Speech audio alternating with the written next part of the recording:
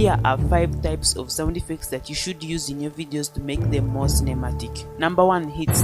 Hits are used for more impactful moments in movies. Number 2, risers. These are used to build tension and anticipation. Then wishes. Wishes are used for sudden camera movements just like this one. Brams. These are mostly used during movie trailers. And lastly, we have drones. These are sounds used to portray the sense of mystery. If you found this video helpful, why not share it with a friend and subscribe to my YouTube channel? It's down in the description.